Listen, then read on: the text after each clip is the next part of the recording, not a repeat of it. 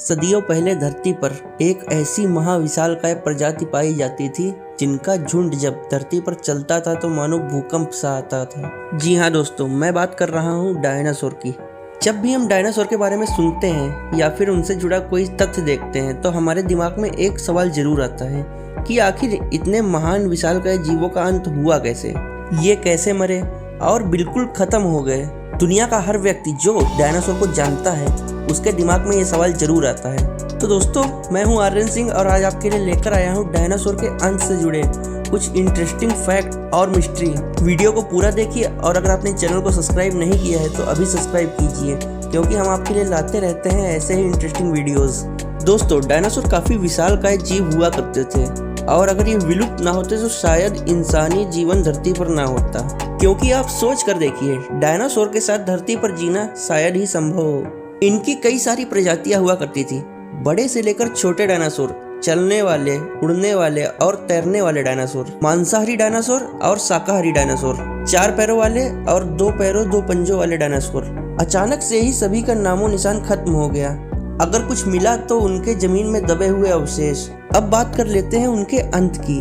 आप लोगों में से कई लोगों को ये तो पता होगा कि एक एस्टेरॉयड पृथ्वी से टकराया, जिसके बाद सभी डायनासोरों का अंत हो गया और उसके बाद इंसानों एवं अन्य प्रजातियों का जन्म हुआ। लेकिन ये इतना आसान नहीं था जितना आसान सुनने में लगता है। ये बातें बताकर मैं आपको बोर नहीं करूंगा। इनके अलावा कुछ ऐसे तथ्य हैं जिनके बारे में शायद ही आपने कहीं सुना हो। एस्टेरॉयड मैक्सिको के युकटॉन प्रायद्वीप से टकराया था, जिसकी चौड़ाई लगभग 45 से 50 मील थी और जब ये टकराया तो उस जगह पे लगभग 111 मील चौड़ा और 20 मील गहरा गड्ढा बन गया। वैज्ञानिकों द्वारा उस गड्ढे की जांच करने पर गड्ढे में सल्फर कंपाउंड पाया गया। एस्टेरॉयड के चट्टान के टकराने के बाद से ही चट्टान धूल में परिवर्तित हो गई, जिससे हवा में धूल के बादल बन गए। इन सबको देखते हुए वैज्ञानिक अंदाजा लगाते हैं कि इससे पूरी धरती ठंडी पड़ गई होगी और उस दशक के सभी जीव खत्म हो गए होंगे। जिस समय लोगों को इस विनाश का कारण नहीं पता था, उस समय के लोग ये सोचते थे कि काल के स्वाभाविक प्रवाह के कारण जीवों में स्वरूप बदलते गए,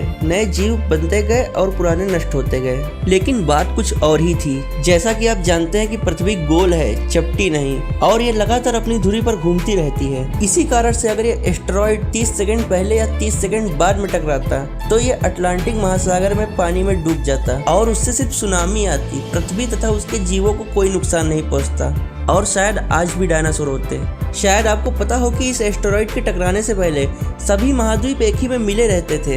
इनका 7 खंडों में विभाजन एस्टेरॉयड टकराने के बाद हुआ। ये 16 करोड़ वर्षों तक अस्तित्व में रहे, लेकिन आज से 6.5 करोड़ साल पहले इनका अंत हो गया। जैसा कि मैं आपको बता चुका हूँ, ये कई प्रकार के हुआ करते थे और इनके जीवाश्म से वैज्ञानिकों ने 500 विभिन्न वंशों तथा 1000 से अधिक प्रजातियों की पहचान की है। सभी डायनासोर मांसाहारी नहीं होते थे, कुछ पेड़ पौधे भी खाते थे और कुछ डायनासोर तो इंसान से भी छोटे हुआ करते थे। हम इंसानों ने तो सिर्फ 25 लाख साल ही पृथ्वी पर गुजारे हैं और उस हिसाब से डायनासोर ने हमसे 64 गुना ज्यादा समय धरती पर व्यतीत किया है। इनके अवशेष अंटार्कटिका में भी मिले हैं। इसका मतलब ये दुनिया के कोने कोने में फैले थे और वैज्ञानिकों एवं रिसर्चर्स की माने तो ये 200 साल तक जीवित रहते थे। सबसे पहले धरती पर मांसाहारी डायनासोर ने जन्म लिया था, उसके बाद शाकाहारी और फिर सर्वाहारी डायनासोर ने। शाकाहारी डायनासोर अपनी सुरक्षा के लिए झुंड बनाकर रहते थे और तो और डायनासोर अक्सर चट्टान निगल लिया करते थे। ये उनके पेट के भोजन को पीसने में उनकी मदद किया करता था।